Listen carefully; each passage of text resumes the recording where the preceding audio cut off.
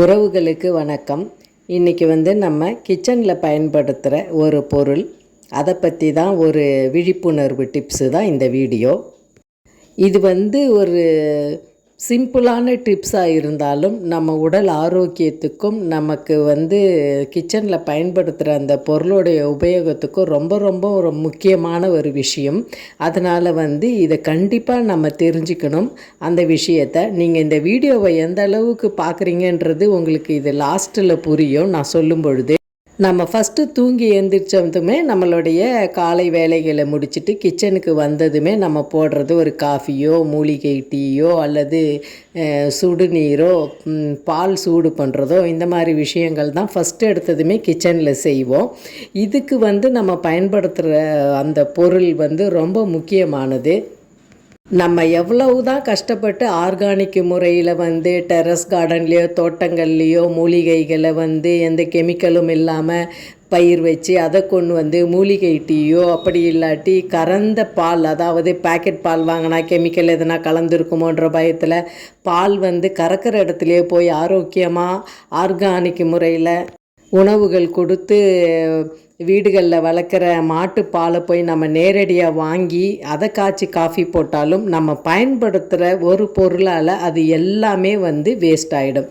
அதாவது நம்ம ஒரு பொருளை சூடுபடுத்தும்போது பயன்படுத்தும்போது நம்ம யூஸ் பண்ணுற அந்த பொருள் ரொம்ப முக்கியம். இப்போ உங்களுக்கு புரிஞ்சிருக்கும், வீடியோ ஃபஸ்ட்டிலே பார்த்துருப்பீங்க, கவனமாக பார்த்துருந்தா தெரிஞ்சிருக்கும். எவ்வளவு தான் ஆரோக்கியத்திற்கு நம்ம பார்த்து செஞ்சாலும் மூலிகைகளும் ஆர்கானிக் பொருள்களை பயன்படுத்தினாலும் நம்ம உபயோகப்படுத்துகிற ஒரு பொருளால் அது எல்லாமே தலைகீழ வீணாக போயிடும்.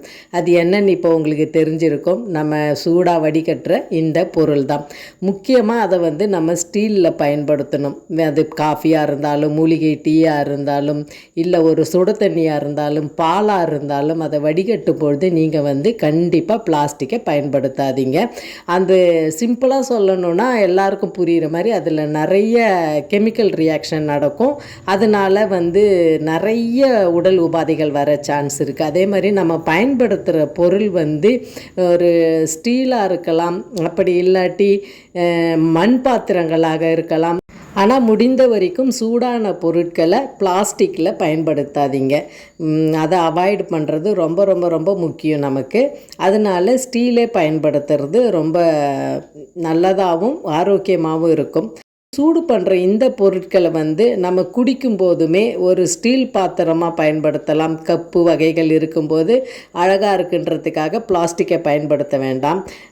கண்ணாடி ரொம்ப பெஸ்ட்டு. மண் பாத்திரம், அதே மாதிரி கண்ணாடி பாத்திரம், இதில் நம்ம சூடான பொருட்களை உணவில் பரிமாறுறதுக்கோ அதை உபயோகப்படுத்தி சாப்பிட்றதுக்கோ பெஸ்ட். அதே மாதிரி செப்பு பாத்திரங்கள், குடிநீரை செப்பு பாத்திரத்தில் வச்சு பயன்படுத்துறது ரொம்ப பெஸ்ட்டு. நமக்கு கண்ணாடி பாத்திரமோ அல்லது பீங்கான் பாத்திரமோ பயன்படுத்துறதுல நமக்கு கொஞ்சம் பயமாக இருக்கும், அது உடஞ்சிருமோன்னுட்டு.